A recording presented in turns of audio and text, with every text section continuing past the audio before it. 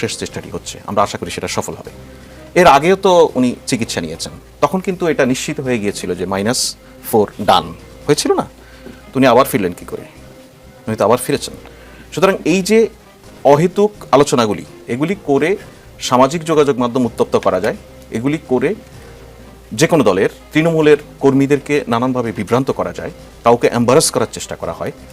কিন্তু আপনি যদি অপরদিকে বেগম জিয়ার দল, তার পরিবার এবং সরকার এই জায়গাগুলিতে খেয়াল করেন, আপনি দেখবেন যে সবাই ওনার সুস্থতার জন্য, ওনার শারীরিক পরিস্থিতির উন্নতির জন্য সর্বোচ্চ প্রয়াস দিয়ে যাচ্ছে। জি, আমরা জোবাইদুর রহমান আসার একটা খবর পাচ্ছি, সরকার কি এই বিষয়ে কিছু জানে, বা সরকারের কাছ থেকে বিএনপির তরফ থেকে বা পারিবারিক পর্যায় থেকে নিরাপত্তার কোনো আবেদন বা এরকম কিছু কি কোনো খবর আছে আপনার কাছে? জোবাইদুর রহমান যদি আসেন, উনি কিন্তু নতুন আসছেন না, উনি 5 আগস্টের পরে এর আগেও এসেছেন, ওনার প্রয়োজনীয় নিরাপত্তার বিধান সরকার করেছে। এবারও যদি উনি আসেন, ওনার যতটুকু নিরাপত্তার প্রয়োজন হবে সবটুকু করতে সরকার প্রস্তুত। কিন্তু সরকারের কাছে এখনো কনক্রিট খবর নেই, বা থাকলেও হয়তো আপনি বলছেন না। সরকারের কাছে কনক্রিট ধরুন অনেক বিষয়ে খবর আছে, সবকিছু হয়তো এই মুহূর্তে আমার কাছে নেই। তো সরকারের কাছে ইতিমধ্যে ওনার পরিবার থেকে বা দলের পক্ষ থেকে কিছু জানানো হয়েছে কিনা ঠিক এই মুহূর্তে আপনাকে আমার পক্ষে বলা সম্ভব নয়। জি, ব্যারিস্টার শাহরিয়ার কবির কয়েক ঘন্টা পর উন্নত চিকিৎসার জন্য দেশ ছাড়ছেন বেগম খালেদা জিয়া। হয়তো আগামীকাল, মানে আজকে যে রাত পোহাবে, ভোরে হয়তোবা তাকে লন্ডনে নিয়ে যাওয়া হবে উন্নত চিকিৎসার জন্য। খালেদা জিয়া ভীষণ অসুস্থ, দেশবাসী তার জন্য দোয়া করছে। তারেক রহমান লিখেছেন, দেশে না আসার বিষয়ে লিখেছেন, স্পর্শকাতর এই বিষয়টি বিস্তারিত বর্ণনার অবকাশও সীমিত, যেটা অনেক রহস্য তৈরি করেছে এবং সহসাই তিনি দেশে আসছেন কি আসছেন না সেটা নিয়ে নানান গুজব, আলোচনা, সমালোচনা।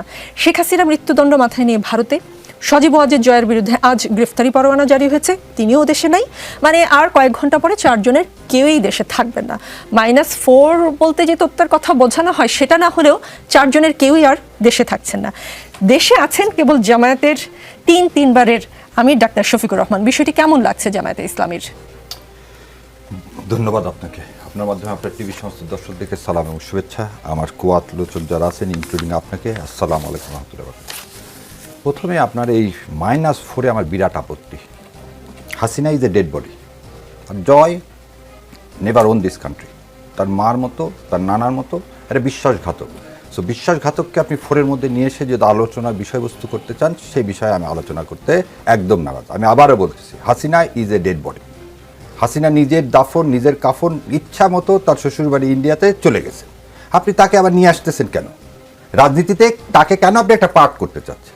এবার দ্বিতীয় কথা বলি, দেশনেত্রী, আপসহীন নেত্রী বেগম খালেদা জিয়া বিএনপির না, সারা বাংলাদেশের মানুষের সমস্ত দল মত নির্বিশেষে উপরে উঠে গেছে। কেন এই উপরে উঠে গেছে? এটাই হচ্ছে হাসিনার জন্য অপমৃত্যু।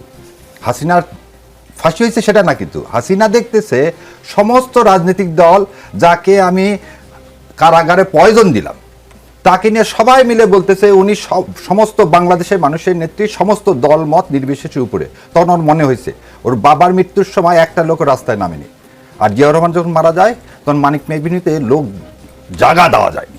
সো রাজনৈতিক অপমৃত্যুকে আপনি আবার যদি -4 বলে নিয়ে আসার চেষ্টা করেন, আর জয় হচ্ছে একটা লুটেরার সম্পর্কে আপনার বলতে তো আমি আপনাকে নিয়ে খুব গর্ববোধ করি, কারণ আপনি এই দেশের এই আন্দোলনে ওয়ান অফ দ্য, আমি হিরোইন বলবো না, আপনি হচ্ছে সেই যোদ্ধা।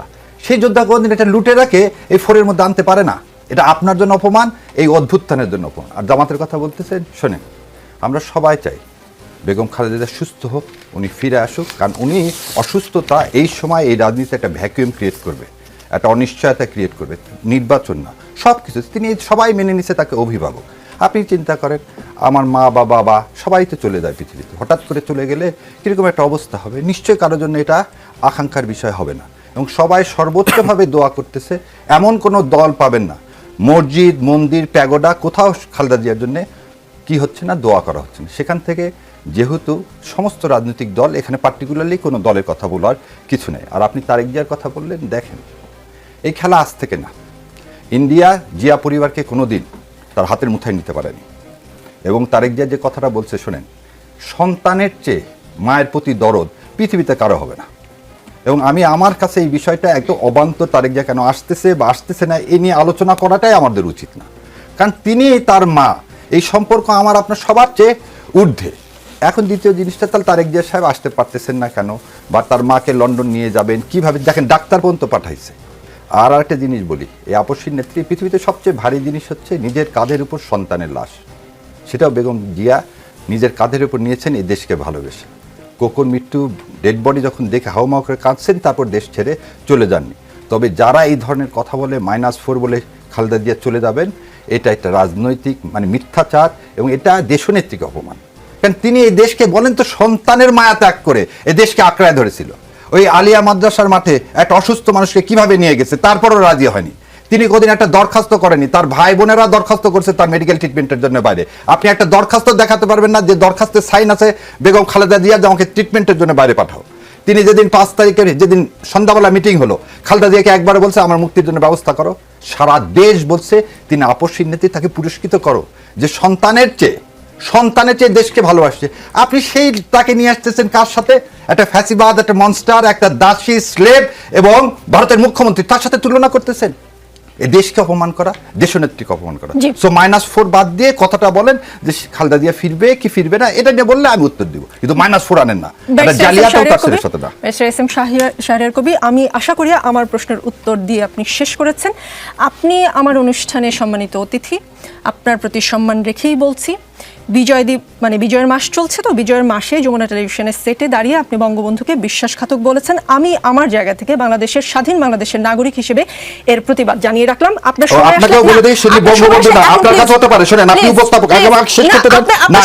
আপনি এখানে নিয়ে আসছেন বলে না, এখানে নিয়ে আসছেন বলে না, আপনি শুনেন, আগে কথা শুনেন, ইট ইজ নট ইওর, না ঠিক আছে, এই অনুষ্ঠানে তাহলে আপনি একটা জিনিস শেষ করে দিতে পারবেন না। আপনাকে ফ্লোর দিব, আপনি আবার এই কথার উত্তর দিবেন।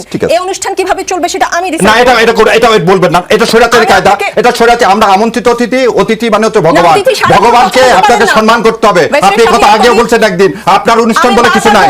না, আপনার অনুষ্ঠানে আমি আসিনি, আপনি আপনার অনুষ্ঠানে আসি, আমি আসছি এই 16 কোটি মানুষকে কথা বলার জন্য। না, আমি যমুনা টেলিভিশনে আমন্ত্রণে এসেছি, আপনার অনুষ্ঠানে না। আপনি এটা কথা বলতে পারেন, আপনার অনুষ্ঠান, এটা যমুনা টেলিভিশনের অনুষ্ঠান না। এইভাবে কথা বলবেন না, এভাবে কথা বলবেন না, সম্মান দিয়ে কথা বলেন। আমি আপনাকে যথেষ্ট সম্মান দিয়ে কথা বলছি, সম্মান দিয়ে কথা বলতেছি যে আপনার অনুষ্ঠান। ইশরাফিল খসরু মাহমুদ চৌধুরী আজকে প্রেস ক্লাবে এক আলোচনায় মাহমুদুর রহমান মান্না বলেছেন, নির্বাচন ছাড়া কোনো বিকল্প নেই, নির্বাচন হতে হবে। আমি ব্যক্তিগতভাবে মনে করি এই অন্তর্বর্তীকালীন সরকার ছলচাতুরি করে আবার ক্ষমতায় বহাল থাকবে, এই সুযোগ কমে গেছে। অন্তর্বর্তী সরকার ছলচাতুরি বা -4 করে ক্ষমতা দীর্ঘায়িত করতে চায়, এমন কোনো লক্ষণ কি বিএনপি দেখে কিনা? দেখেন, প্রথমত -4 ইজ অনলি স্পেকুলেশন, ঠিক আছে? তো এখানে তো কোনো ফ্যাকচুয়াল বেসিস আমি দেখছি না। আর বেগম খালেদা জিয়াকে মাইনাস করার ক্ষমতা বাংলাদেশের কারণ নাই। উনি গত 17টা বছর অন্যের সাথে আপোষ করেননি, উনি এরশাদ বিরোধী 9 বছর অন্যের সাথে আপোষ করেননি, এবং আপনি 111 সরকারের সময় যে 2 বছর উনি কিন্তু অন্যের সাথে আপোষ করেননি। কাজে ওনাকে মাইনাস করার ক্ষমতা বাংলাদেশের কারণ নাই। উনি সকলের নেত্রী, যেটা অনেকে এখানে বলেছেন, উনি বাংলাদেশের সকল মানুষের, শ্রেণী পেশার মানুষের নেত্রী, খালি বিএনপির নয়। কাজে এটা আমি অনলি স্পেকুলেশন হিসেবে দেখছি, নাথিং মোর দ্যান দ্যাট। আর যেটা আপনি বলছেন নির্বাচনের ক্ষেত্রে, যেটা 5ই আগস্টের পরে কিন্তু আমরা একটা উন্মুক্ত রাজনৈতিক পরিবেশে আছি, কিন্তু এখানে কিন্তু গণতান্ত্রিক প্রক্রিয়াটা শুরু হয় নাই। গণতান্ত্রিক প্রক্রিয়া শুরু হবে একটা নির্বাচনের মাধ্যমে, যেটার মাধ্যমে একটা ডেমোক্রেটিক অর্ডার রেস্টোরেশন হবে। আর তার মাধ্যমে কিন্তু আমরা ডেমোক্রেটিক প্রক্রিয়া ফেরত যাবো, যেখানে যার মাধ্যমে একটা জনগণের সরকার প্রতিষ্ঠিত হবে। আমরা এখন একটা ইন্টারিম ফেজে আছি, এবং এখানেও অনেক ধরনের স্পেকুলেশন থাকবে, অনেক কথাবার্তা থাকবে। আমি আশাবাদী মানুষ, এবং আপনারা জানেন আমাদের বাংলাদেশ সরকারের চিফ অ্যাডভাইজার যখন ইউনূস সাহেব যখন লন্ডনে গেছেন, উনি আমাদের ভারপ্রাপ্ত চেয়ারম্যান জনাব তারেক রহমানের সাথে বসেছেন, এবং ওনাদের যে মিটিংটা কিন্তু বাংলাদেশের মানুষের আশার সঞ্চার সৃষ্টি করেছে। কিন্তু এটার পরে কিন্তু আমরা দেখেছি কিন্তু বিভিন্ন স্টেপ আমরা দেখছি সরকারের পক্ষ থেকে। আমি আশাবাদী যে আমরা নির্বাচনের দিকেই যাচ্ছি। তবে হ্যাঁ, এখন পর্যন্ত নির্বাচনের যে টাইম লাইন সেটা আমার খুব ভেগ মনে হচ্ছে। আমার মনে হয় আমরা একটা স্পেসিফিক টাইমের মধ্যে আসা দরকার, যেটার মাধ্যমে বাংলাদেশের সকল মানুষ কিন্তু একটা ভরসা পাবে। সে ভরসার জায়গায় আমি কিছু ঘাটতি দেখছি। কাজে আমি আশা করি সুন আমরা স্পেসিফিক টাইম লাইন দেখবো, এবং আমরা একটা তফসিল দেখবো নির্বাচনে, যেটার মাধ্যমে কিন্তু আমরা একটা স্পেসিফিক টাইম লাইন পেয়ে যাবো, যার মাধ্যমে এই প্রশ্নগুলোর অবসান ঘটবে। জি, তাহসিন রিয়াজ, ভোট পেছাতে কয়েকটি দল ষড়যন্ত্র করছে বলে মন্তব্য করেছেন বিএনপির স্থায়ী কমিটির সদস্য সালাউদ্দিন আহমদ। বিএনপির চেয়ারপারসন খালেদা জিয়ার অসুস্থতা নিয়ে রাজনৈতিক অঙ্গনে তৈরি সংকট উত্তরণের পরই ত্রয়োদশ জাতীয় সংসদ নির্বাচনের তফসিল ঘোষণার কথা নির্বাচন কমিশনকে বলেছে জাতীয় নাগরিক পার্টি। খালেদা জিয়ার অসুস্থতার জন্য বিএনপি তো আসলে নির্বাচনের তফসিল পেছানোর কথা বলছে না, তাহলে এনসিপি আসলে কেন বলছে বা কি তাদের যুক্তি? ধন্যবাদ জানাচ্ছি যারা আমাকে শুনছেন এবং আমার সাথে যে বিজ্ঞ আলোচকগণ আছেন। দেখুন, এটা আমার কাছে মনে হচ্ছে যে এটা মিসরিডিং। প্রথমত আমরা যেই পয়েন্টে দাঁড়িয়ে এই কথাটা বলেছি, সেটা আমরা বলেছি এটা কিন্তু নির্বাচন পেছানো না। আপনি খেয়াল করে দেখেন, আমরা বলেছি যে তফসিলকে কনসিডার করা যাইতে পারে। এখন এই তফসিলকে কনসিডার করা মানে নির্বাচনের বিরোধিতা করা বা নির্বাচনকে পিছিয়ে দেওয়া, ব্যাপারটা এরকম না। আপনি মানে প্যারালাল দুইটা ঘটনাকে সামনে রাখেন।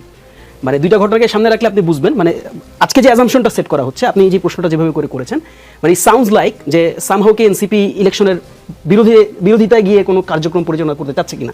দেখেন, আজকেও আমার অফিসে আমাদের দলের আহ্বায়ক যারা আমাদের প্রার্থিতা গ্রহণ করতে চান তাদেরকে নিয়ে ইন্টারভিউ করছেন, এবং আমরা ঘোষণা দিয়েছি আমরা খুব দ্রুতই আমাদের আসনগুলোকে কেন্দ্র করে যারা প্রার্থিতা গ্রহণ করবেন বা যারা নমিনেটেড হবেন তাদের নাম আমরা প্রকাশ করবো।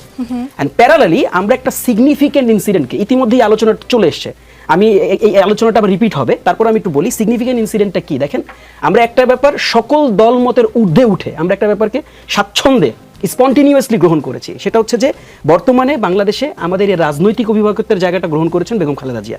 এই জায়গাটাতে আমার মনে হয় না কোনো সারফেসে কোনো অ্যাঙ্গেলে কারো কোনো ডাউট আছে।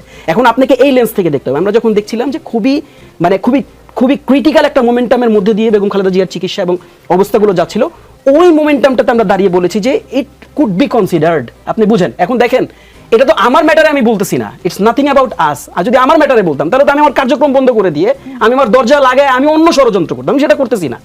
এখন এইটা একটা কমপ্লিটলি এটা একটা ধারণা, এবং আপনি ওইটা দেখেন, এটা আমরা বলেছি যে এটা প্রস্তাবনা, এটা হইতে পারে কিনা এটা নিয়ে ভাবতে পারে। এখন এই সারফেসকে আমার কাছে মনে হয় যে দেখেন এটা অনেকগুলো দৃষ্টিভঙ্গি আছে, আপনি অনেকগুলো লেন্স থেকে অনেকগুলো অ্যাঙ্গেল থেকে আপনি এটাকে দেখতে পারেন। আপনি এটাকে একটা পলিটিক্যাল কার্টিসি হিসাবেও তো দেখতে পারেন, বরং আমরা সেটাকে এই অ্যাঙ্গেলে দেখছি না, কারণ আমরা এটাকে মানে ডিফারেন্ট একটা অ্যাঙ্গেল থেকে আমরা এটা দেখার চেষ্টা করছি, এটা এরকমটা না।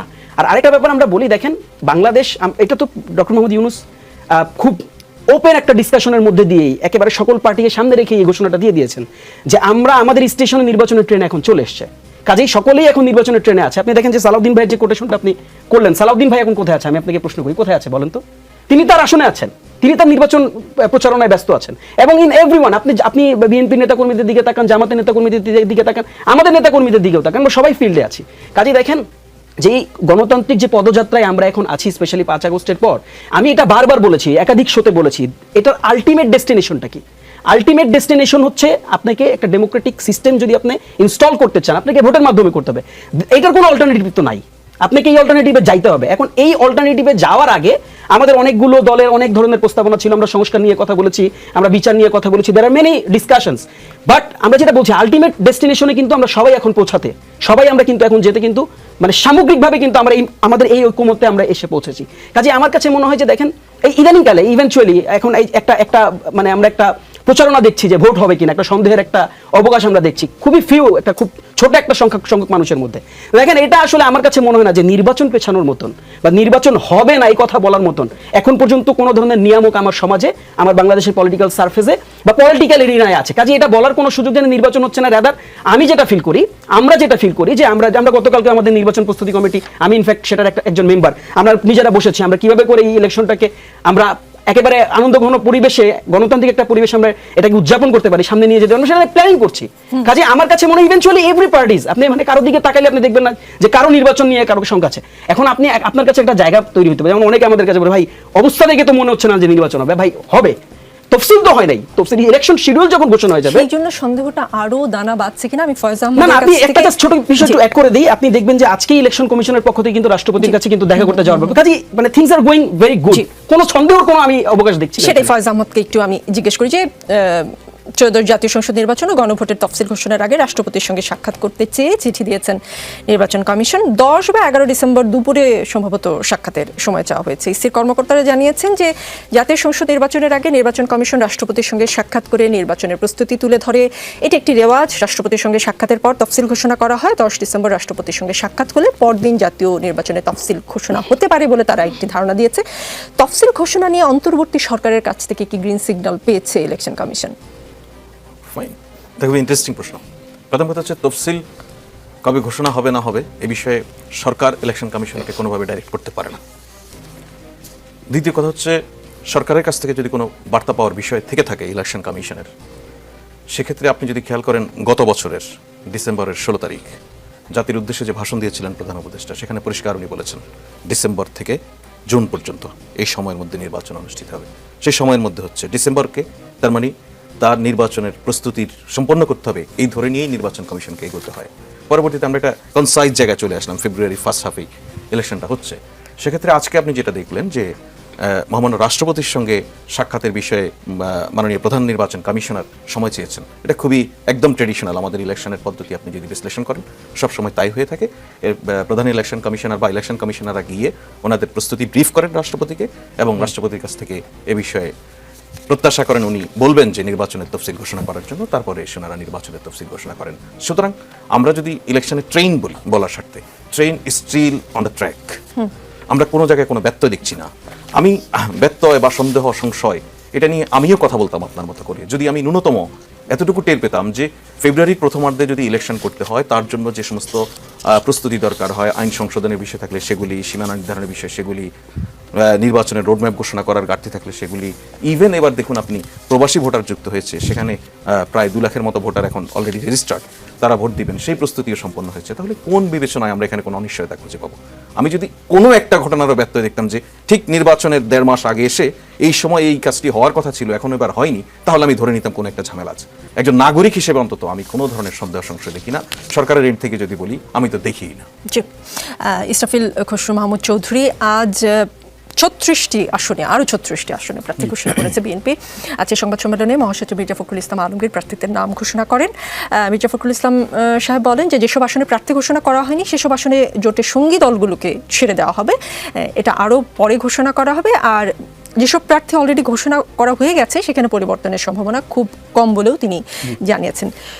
2 দিন আগে দলে যোগ দিয়ে রেজা কিবরিয়াও আসলে হবিগঞ্জ 1 থেকে প্রার্থী হয়ে গেলেন। আর আমরা দেখেছি গত অর্ধযুগ ধরে বিএনপির ভোকাল বলেন বা যার কণ্ঠ খুব জোরালো শোনা যেত, ব্যারিস্টার রুমিন ফারহানা, তিনি আসলে নমিনেশন পাননি। তার অপরাধ কি তিনি নারী, নাকি আসলে বিএনপির সিস্টেমটা এইটা 2 দিন আগে আসলেও পেয়ে যাবে, আবার বছরের পর বছর কাজ করলেও পাওয়া যাবে না? বিষয়টা এরকম। ইলেকট্রাল স্ট্র্যাটেজিতে কোনো ফিক্সড স্ট্র্যাটেজি নাই, স্ট্র্যাটেজি ফ্লেক্সিবল, এখানে অনেক কিছু বিচার বিবেচনার বিষয় আছে।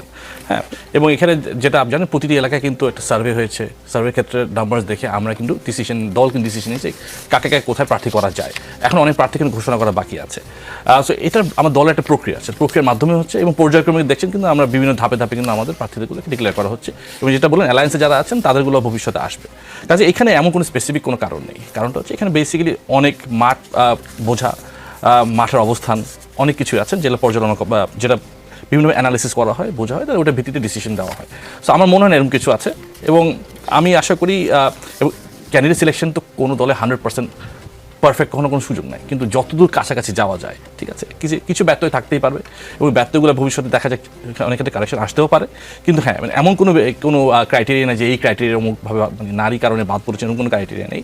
এটা বেসিক্যালি মাঠ পর্যালোচনা করা, মাঠের অবস্থানটা রাখা। আচ্ছা, আজকের দিনে খুব ক্রুশিয়াল একটা দিন আপনাদের, কারণ আপনাদের চেয়ারপারসন বেগম খালেদা জিয়া হয়তো তাকে নিয়ে যাওয়া হবে দেশের বাইরে। আজকের দিনে প্রার্থী ঘোষণাটা, আমি বলছি না যে এটা দৃষ্টিকটু বা এমন কিছু বলছি না, কিন্তু মনে হয়েছে যে সব কিছু ছাপিয়ে বিএনপি কি এমন প্রমাণ করতে চাইলো যে বিএনপি নির্বাচনেই আছে, নির্বাচনী কার্যক্রম চালু থাকুক, তফসিলটা দ্রুত ঘোষণা হোক। এটা কি সরকারের উপরেও এক ধরনের মনস্তাত্ত্বিক চাপ তৈরি করার চেষ্টা কিনা, যে আছি আমরা বিএনপিতে, খালেদা জিয়ার এই অবস্থাকে কেন্দ্র করে যারা বলছে যে ইলেকশনটা তফসিলটা একটু পিছিয়ে দেওয়া হোক, তাদের প্রতিও একটা বার্তা কিনা?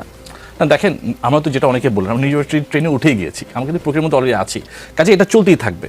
হ্যাঁ, এবং যেটা আপনার গত 3 থেকে 4 দিন যদি দেখেন আমাদের দলের কার্যক্রম বলেন, সব কিছু বলেন, আমরা কিন্তু খালি আমরা দল না, পুরো বাংলাদেশের কিন্তু নজরটা হচ্ছে এবারকে হাসপাতালে, এবং পুরো বাংলাদেশ দোয়া করছেন বেগম খালেদা জিয়ার জন্য, এবং ইনশাল্লাহ উনি হয়তো আগামীকালকের মধ্যেই হয়তো বিদেশ গমন করবেন উন্নত চিকিৎসার জন্য। তো আমরা সব ওনার জন্য দোয়া করছি। আমাদের আজকে যে প্রার্থীদের ঘোষণা হচ্ছে, it is just part of the process, এমন কিছু আমি মনে করি না যে অন্য কিছু আলামত ভাবার কোনো কারণ নেই। এটা জাস্ট পার্ট অফ আমাদের নির্বাচনী প্রক্রিয়া, যেটা আমরা ধাপে ধাপে দিচ্ছি, এবং ভবিষ্যতে কিন্তু আমরা কিন্তু কদিন পর নিশ্চয়ই আবার আরও কিছু ক্যান্ডিডেটকে ডিক্লেয়ার করা হবে, কাজে এই প্রক্রিয়া কিন্তু চলতে থাকবে। সো এখানে আমি কোনো সম্পর্ক দেখছি না, টু বি অনেস্ট। জি, রাজনীতিতে বিরতি বলে কিছু নেই। এরপর ফিরছি ব্যারিস্টার এস.এম. শাহরিয়ার কবিরের কাছে। ওখানে ভেতরে থেকে উনি ভালো সাপোর্ট দিতে পারে, তাহলে উনি দায়িত্ব নেবেন।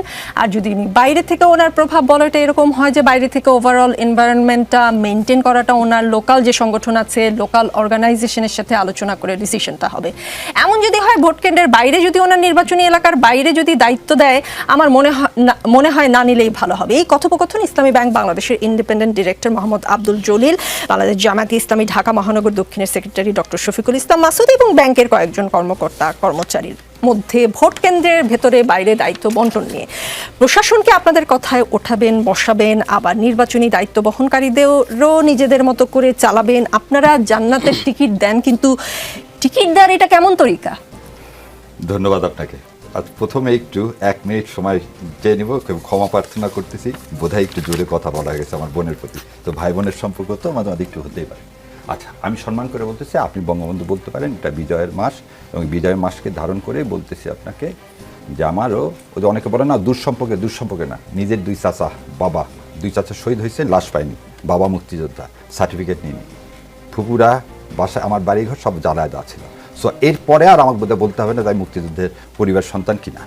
কিন্তু আমি বঙ্গবন্ধু বলতে নারাজ, কারণ উনি এই উপাধির যোগ্য না। কেন যোগ্য না? একটা করে বলে দিই। 73 সালে প্রথম ভোটের কারচুপি বাংলাদেশের ইতিহাসে শুরু করলো উনি।